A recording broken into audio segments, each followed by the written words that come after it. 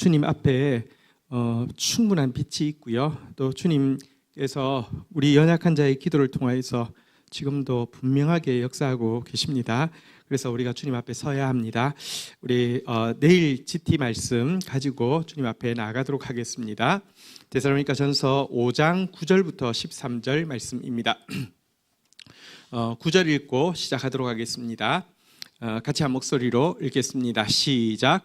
하나님이 우리를 세우심은 노하심에 이르게 하심이 아니요 오직 우리 주 예수 그리스도로 말미암아 구원을 얻게 하신 것이라. 우리 신앙생활을 하면서 성도가 한 가지 분명히 확신을 가지고 있어야 되는 게 있습니다. 절대로 흔들리면 안 됩니다. 하나님이 왜 우리를 선택했는가? 그 이유는요, 우리를 구원하기 위함이지 우리에게 화풀이하고 진노를 주시기 위함이 아니라는 것입니다. 하나님 우리 택했는데 택한 이유가 네가 얼마나 나한테 잘못했고 네가 얼마나 과거에 죄를 많이 지었는지 알게 해서 그 고통을 우리로 하여금 감내하게 하기 위해서 하나님께서 너도 한번 당해봐.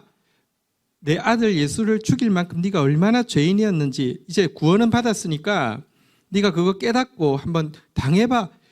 화내시기 위해서, 진노하시기 위해서 부른 것이 아니라 구원하시기 위해서 부르셨다는 사실을 명확히 인식해야 합니다.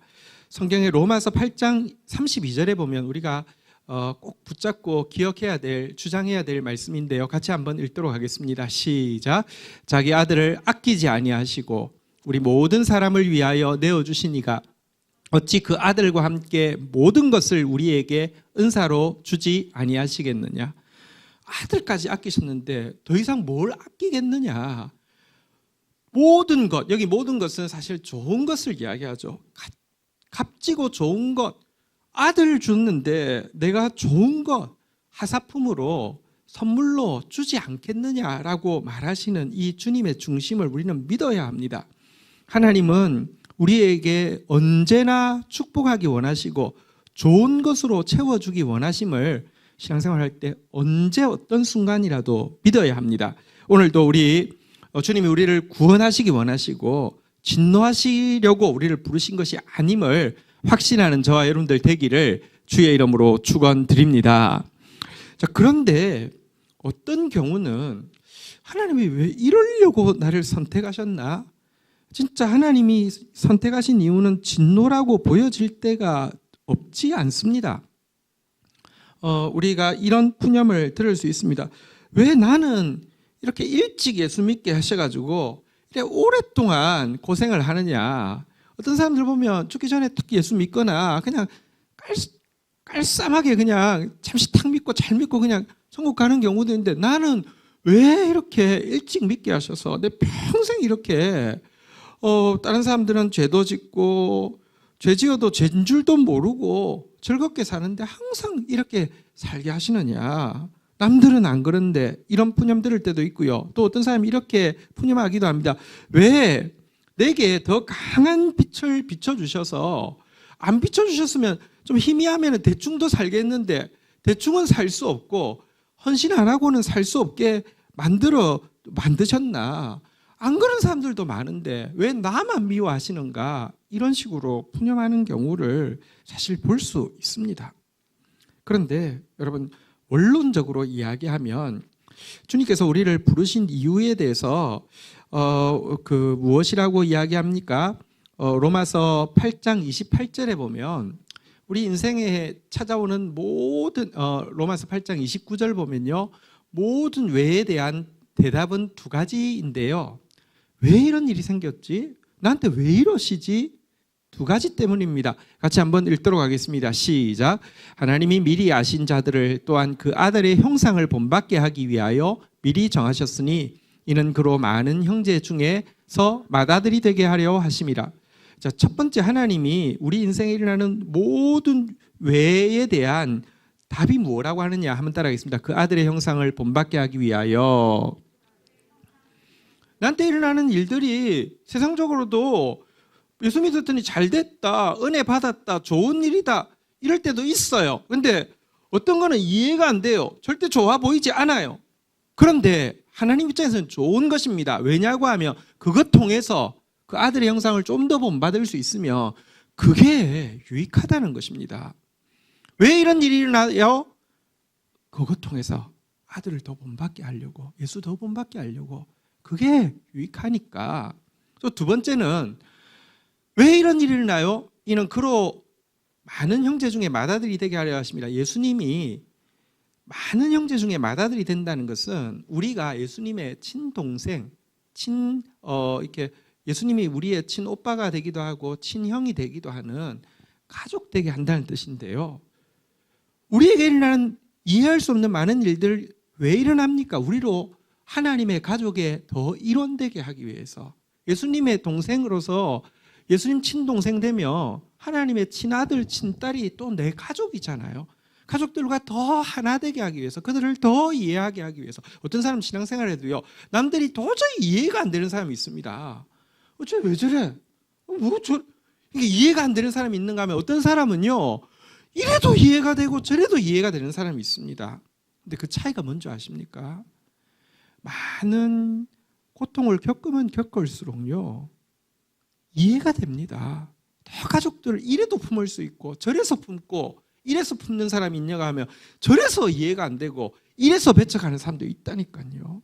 어쨌든 근데 여러분들 객관적으로는 좋아 보이지 않아도요, 좋은 것으로 주는 것처럼 보이지 않아도요, 하나님 입장에서는 그것 통해서 아들을 더 닮으면 좋은 것이고요, 그것 통해서 하나님의 가족에 더 일원이 되고 하나님의 가족을 더 이해할 수 있으면 그게 좋은 것이라는 거, 원론적으로는 우리가 이거 받아들일 수 있어야 합니다.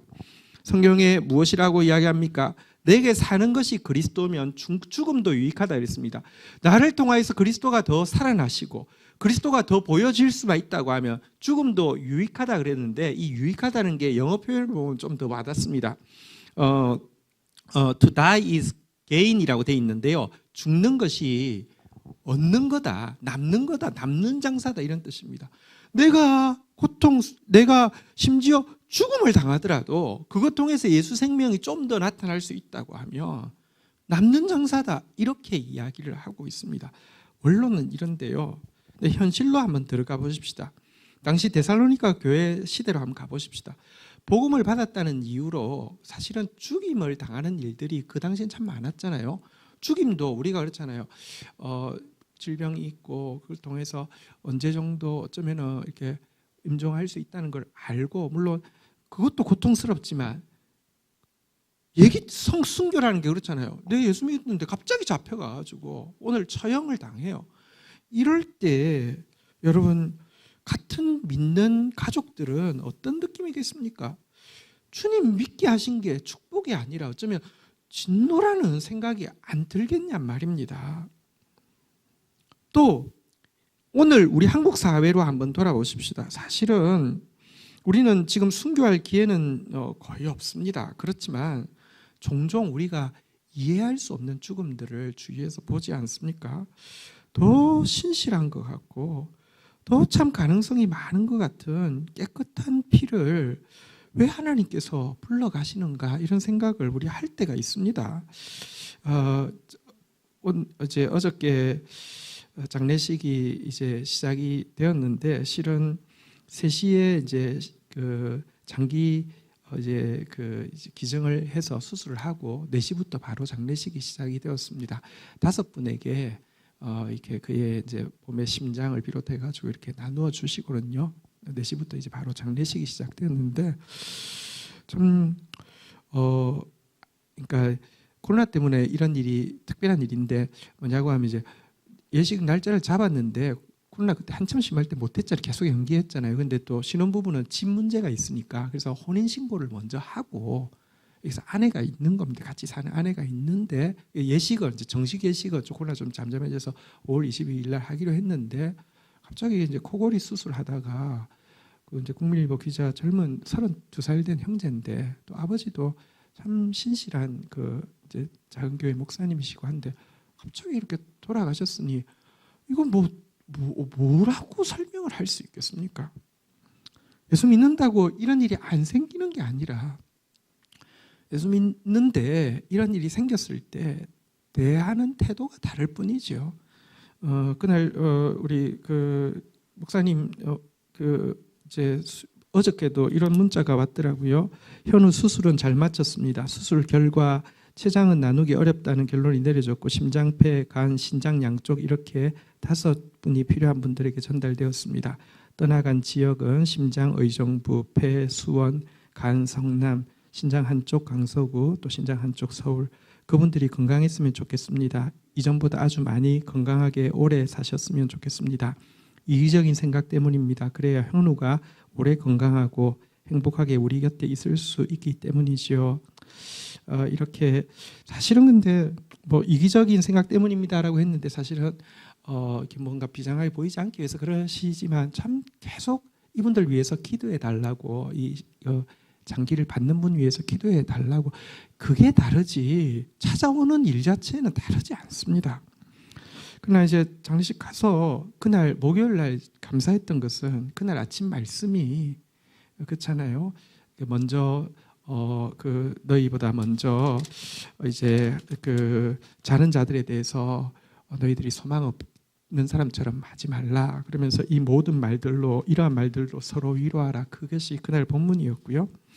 그 말씀으로 새벽에 이제 카톡을 보내드리고 또 찾아가긴 찾아갔지만 말은 한마디 더 못했습니다. 그냥 손만 잡고 무슨 할 말이 있습니까? 또 며느리가 옆에 서 있는데 정말 얼굴을 못 보겠더라고요. 또 사모님은 수술 바로 마치고 이제 장례가 시작이 되니까 도저히 그 자리에 이제 나오실 수 없어서 그냥 목사님하고 며느리가 서 있는데 이거 뭐 정말 좀 뭐 할 말이 없더라고요.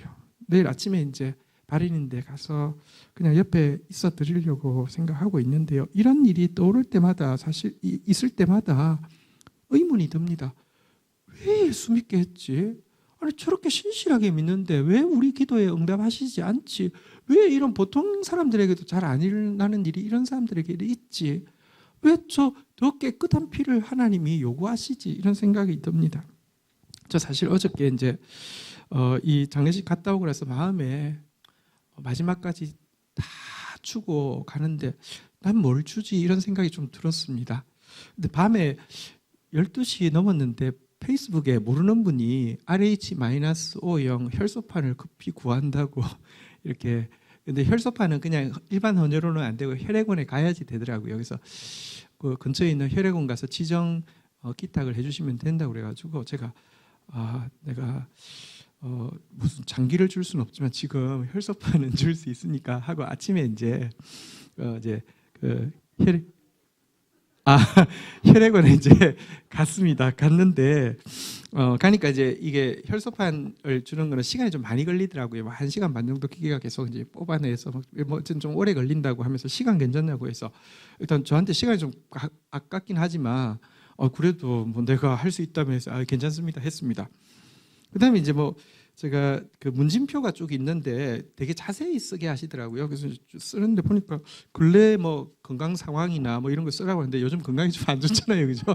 쓰면서도 제가 내가 이거 써가 내가 지금 교회에서 건강도 안 좋은데 이거 해도 되나 싶긴 했는데 어쨌든 그래도 나도 뭐 뭐라도 해야지 그런 생각이 들어서 다 썼습니다. 그리고 이제 젊을 때 제가 한번 갔는데 혈압이 너무 낮아서 안 된 적이 있어요. 그래서 보통 제가 한 60에 90 이렇게 나올 때도 있으니까 그래서 했는데 오늘 혈압도 뭐 87에 뭐 120 몇 이렇게 나온 거예요. 그래서 아싸 이제 하는구나 했는데 마지막으로 제가 2002년도에 6개월 동안 안식년을 영국에서 보냈는데요. 그쯤에 광우병이 영국에서 인간 광우병이 영국에서 있었답니다. 그래서 그 시기에 3개월 이상 영국에 있었던 사람은 헌혈하면 안 된다 그래서 그냥 오늘 실패하고 돌아왔습니다. 그래서 내가 내 비각기 끊어지면 못해가지고 이거 하려고 해도 안 되는구나 이런 생각을 했습니다. 근데 어쨌거나 마음에 무슨 이게 위로를 할 수도 없고 근데 왜 젊은 참 젊고 건강한 사람을 왜 불러가셨을까 이런 생각이 사실 좀 마음에 많이 남았거든요. 근데 제가 이제 오늘 설교 준비를 하면서 다시 여기 말씀에서 노하심이 아니라 구원하심이다 그랬는데 도대체 이건 뭐냐 이런 생각이 좀 들 때에 세 가지 정도 생각이 들었습니다. 하나님 왜 깨끗한 피를, 순교의 피를 요구하실까요? 첫 번째는 허물 지은 교회의 허물을 용서하는 일에 보다 깨끗한 피를 필요로 하신다, 이런 생각이 좀 들었습니다. 여러분, 가족 자녀들이 이제 뭘 잘못했을 때 부모님이 야단을 칠 때 그 중에 제일 괜찮은 애를 험하게 야단치고 나면 그걸로 그냥 끝이잖아요. 봐주잖아요. 전체가 뭐 잘못해도. 그렇죠? 하나님께서 교회가 얼마나 허물이 많습니까? 한국 교회가 얼마나 허물이 많습니까?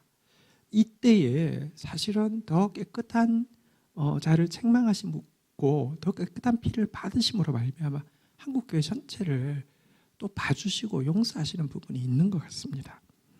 또 한 가지는 우리의 믿음을 영원으로 이끌기 위함이라는 생각도 합니다.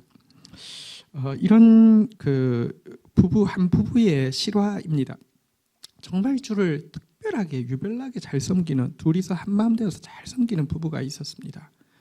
그런데 어느 날 정말 지극히 사랑하는 아이가 그냥 너무 지금 이 죽음처럼, 우리 현우 형제 죽음처럼 그렇게 그냥 갑작스럽게 죽게 되었습니다. 부부의 마음에 너무 큰 고통이 찾아왔습니다. 그리고 더 힘든 것은 이해가 되지 않는다는 것입니다.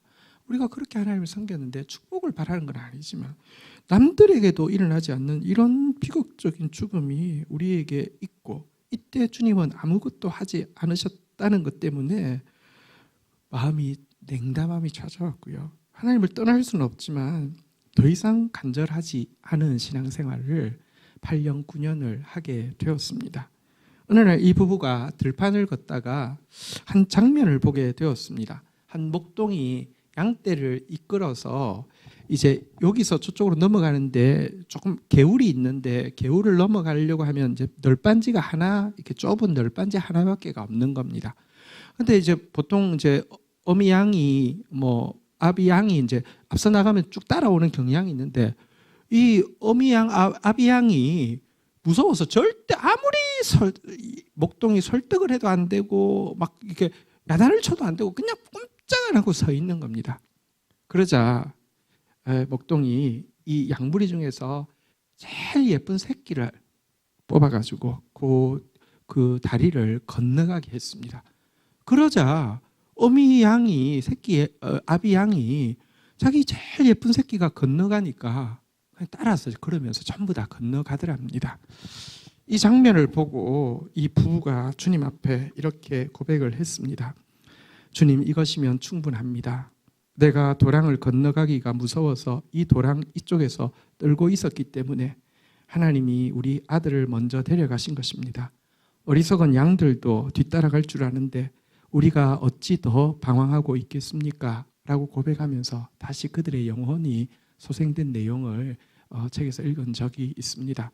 여러분, 결국 이 땅이 주제가 아니고 천국이 주제인데 말만 그렇지 실제로는 이 땅이 다여서 영혼을 향해서 우리가 한치도 전진하지 못할 때가 많습니다. 그러나 이런 일들이 우리로 하여금 영혼이 훨씬 가깝게 느껴지고요, 영혼을 향해서 실질적으로 이 땅에 있어도 살아갈 수 있도록 바꾸어주기 때문입니다. 그리고 또 마지막 한 가지는요, 이런 깨끗한 순교의 피가 마지막 때 이 세상을 심판하실 하나님의 공의를 갖추게 하심이라는 것입니다.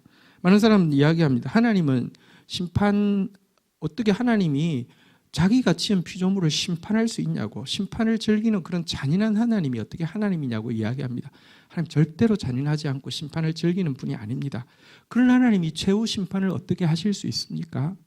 여러분, 이 세상의 죄악으로 말미암아 여러분 이렇게 억울한 피, 안타까운 피가 흐릅니다. 어쨌든 우리 현우 형제의 죽음도 여러분 인간의 다 죄성과 또 관련이 있잖아요, 그죠? 어쨌거나 뭔지는 잘 모르지만 의료 사고일 테고, 또 의료 사고 뒤에는 또 인간의 악함, 약함 다 섞여 있는 것 아닙니까? 근데요, 여러분, 이 죽음의 분량, 이 아깝고 선한 죽음의 분량이 찰 때까지 기다리심이 세상을 심판할 수 있는 하나님의 공의가 된다는 것입니다. 계시록 6장 11절에 보면 10절 11절 한번 볼까요? 계시록 6장 10절 11절, 제가 10절을 읽고 11절 여러분이 읽습니다. 계시록 10절부터 먼저 읽겠습니다. 큰 소리로 불러 이르되 거룩하시고 참되신 대주제여 땅에 거주하는 자들을 심판하여 우리의 피를 갚아주시지 아니하시기를 어느 때까지 하려 하시나이까. 순교자들이 외치자. 11절 같이 읽겠습니다. 시작. 각각 그들에게 흰 두루마리를 주시며 이르시되 아직 잠시 동안 쉬되 그들의 종들과 형제들도 자기처럼 죽임을 당하여 그 수가 차기까지 하라 하시더라. 순교자의 피, 깨끗한 피, 값진 피가 차고 나면요, 죄로 말미암아 이 억울한 피가 차고 나면요, 이 악한 세상에 대해서 하나님 심판하시는 것이 공의로 정말 공의임을 드러낼 수 있다는 것입니다. 어쨌든 여러분, 이런 일들로 인하여서 이 세상 가운데서는 사실은 지금도 이해할 수 없는 죽음들이 있습니다. 그러나 다시 이야기합니다. 진노하심이 아니라 구원하심입니다. 게다가 우리 오늘 본문 10절, 10절 한번 보도록 하겠습니다. 오늘 본문 10절 보도록 하겠습니다. 데살로니가전서 5장 10절 같이 읽겠습니다. 시작. 예수께서 우리를 위하여 죽으사 우리로 하여금 깨어 있든지 자든지 자기와 함께 살게 하려 하셨느니라. 예수님이 죽으시고 부활하심으로 말미암아 한번 따라하겠습니다. 깨어 있든지 자든지. 여기서 깨어 있든지 자든지는 뭘까요? 깨어 있든지는 살았다는 뜻이고 자든지는 죽었다는 뜻입니다. 여러분, 살든지 죽든지 우리는 언제나 예수 그리스도와 함께합니다. 살아도 예수님과 함께하고요, 죽어도 예수님과 함께합니다. 데살로니가 전서의 가르침을 보면 죽은 자가 좀 더 부활에 더 가깝고 주님께 더 가깝다고 이야기하고 있습니다. 우리는 이미 살아도 죽어도 그리스도와 함께하는 최고의 복을 이미 받은 사람들입니다. 그러하니 11절, 그러므로 피차 권면하고 서로 덕을 세우기를 너희가 하는 것 같이 하라라고 이야기하고 있습니다. 피차 서로 격려하고요, 덕이 되는 말로 서로의 믿음을 세워주라, 이렇게 이야기하고 있습니다. 어쨌든 여러분, 오늘 여기까지의 제일 중요한 주제는요, 한번 따라하겠습니다. 진노하심이 아닙니다. 구원하심입니다. 꼭 믿고 계속 주장해야 합니다. 무슨 일을 만나도 진노하심이 아닙니다. 구원하심입니다. 악이 아닙니다. 선입니다. 이거 계속 고백하는, 그래서 살아도 죽어도 주님이 우리와 함께 하시는 이 행복을 받은 자들로서 믿음을 격려하고 덕이 되는 말로 믿음을 세워주는 공동체 되기를 주의 이름으로 축원드립니다. 12절, 13절 이제 마지막 내용인데요. 또 두 번째 주제 한번 보도록 하겠습니다. 12절. 형제들아, 우리가 너희에게 구하노니 너희 가운데서 수고하고 주 안에서 너희를 다스리며 권하는 자들을 너희가 알고. 13절 읽도록 하겠습니다. 시작. 그들의 역사로 말미암아 사랑 안에서 가장 귀히 여기며 너희끼리 화목하라. 자, 한번 보도록 하겠습니다. 저는 말씀의 인도가 구체적이어서 항상 너무 놀라기도 하고 감사하기도 합니다. 오늘은 또 스승의 날, 세상적으로는 스승의 날인데 또 영적 스승에 대해서 이렇게 가르치고 있네요. 12절에 보니까 너희 가운데서 수고하고 주 안에서 너희를 다스리며 권하는 자들을 너희가 알아주라라고 이야기하고 있습니다.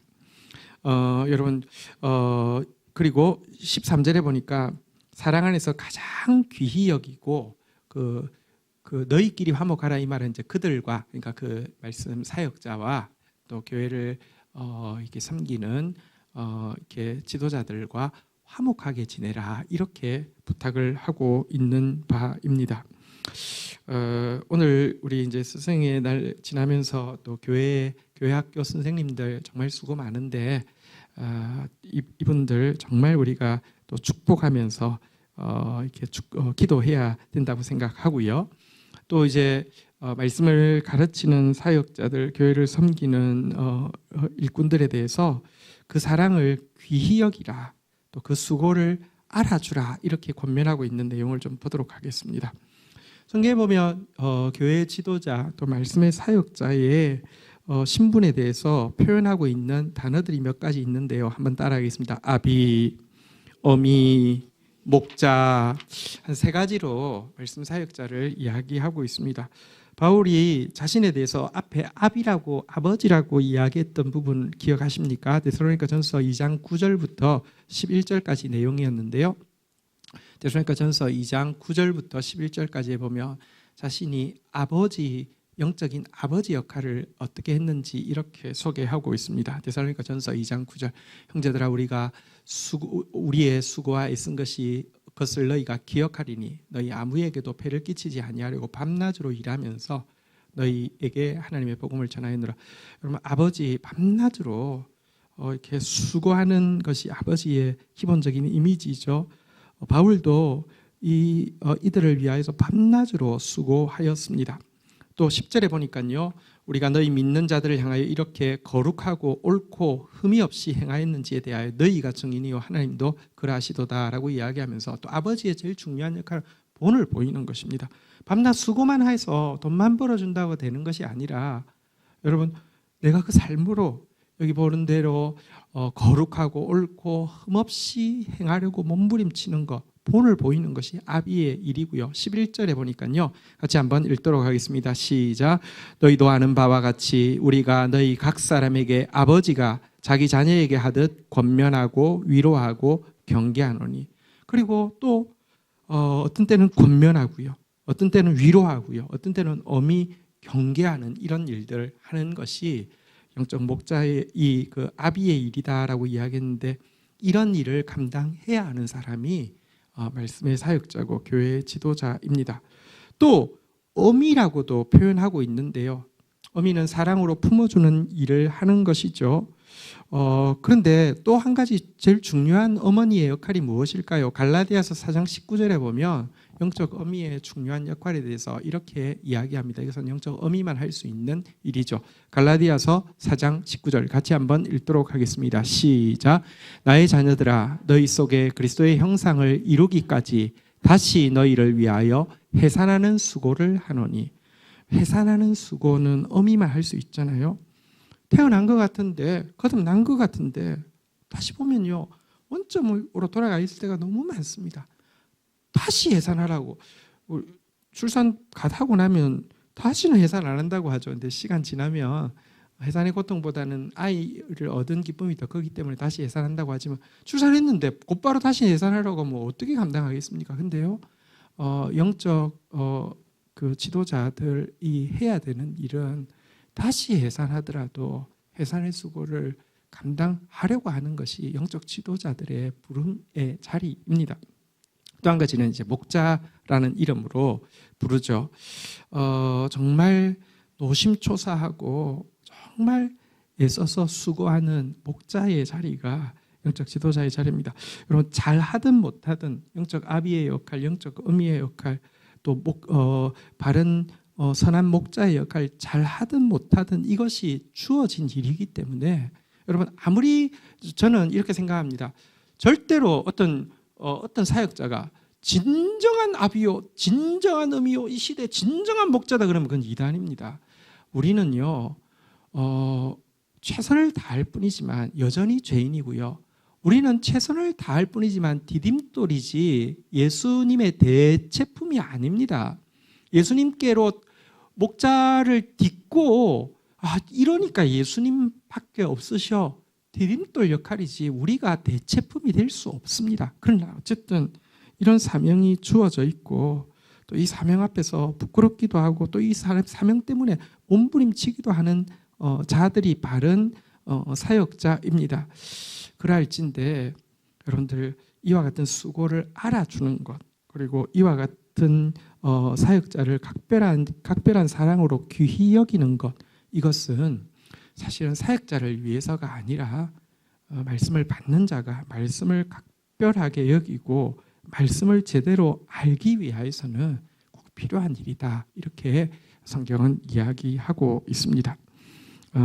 제가 이 말씀을 전하면서도 이렇게 편안하게 전할 수 있는 것은, 우리 공동체가 이미 그렇게 좀 부족한 저를 알아주고 또 귀히 여겨주고 또 저와 성도들 가운데 불편한 성도들이 없잖아요. 그래서 제가 너무 감사하기 때문에 편안하게 전할 수 있습니다. 어쨌든 성경이 이렇게 가르치고 있으니 또 이번 주가 스승의 주일입니다. 우리 그 각 교육부서의 사역자들 또 부장님 비롯하여서 선생님들 또 더 이렇게 힘내어서 잘 감당할 수 있도록 격려해 주시고요. 교회에 우리 안수 집사님들이 계시고 또 이제 권사님들이 계십니다. 또 새로 세움 받은 권사님들도 계시고 또 안수 집사님들도 계십니다. 우리 더 교회 영적 지도자로 설 수 있도록 몸부림도 쳐야 되겠고 또 그 역할을 또 감당할 수 있도록 또 우리도 또 격려하고 또 귀히 여기는 이런 것이 함께 있어야 되겠습니다. 물론 제가 이런 말씀을 전할 때마다 항상 덧붙이는 것은 그러나 내가 존경을 받는 이유가 나 때문이 아니라 내 속에 있는 보배로우신 하나님의 말씀 때문임을 언제나 기억해서 보배함이 아무리 좋은 재질로 만들어서 아무리 멋지다 하더라도 보배함이 제일 잘하는 것은 활짝 열어젖혀서 자기는 거의 안 보이고 보석이 모든 사람의 눈길이 보석에 가게 하는 것이 보배함의 최고의 역할인 것처럼 또 자기 부인에서 예수가 드러나게 하는 일, 이것이 우리가 해야 되는 일이다, 이런 생각을 저는 또 잊지 않으려고 몸부림치겠습니다. 제가 오늘 피가 좋지 않아서 헌혈을 못하면서 이런 생각을 했습니다. 이것도 이것 뭐 이렇게 헌신하는 것도 내가 하고 싶다고 하는 게 아니라 받아주셔야지 하는 거구나 하는 거하고, 또 한 가지는 내가 해야 될 일은 하나님의 말씀 더 열심히 연구하고 더 열심히 가르치는 일. 주님, 제가 몸이 살아있는 동안에 더 열심히 말씀 연구하고 더 열심히 말씀 선포하는 일을 하겠습니다. 이런 생각을 하게 되었습니다. 자기를 부인하고 정말 보배로우신 주님의 말씀 드러내는 일에 최선을 다하는 종이 될 수 있도록 또 기도해 주시기를 부탁드립니다.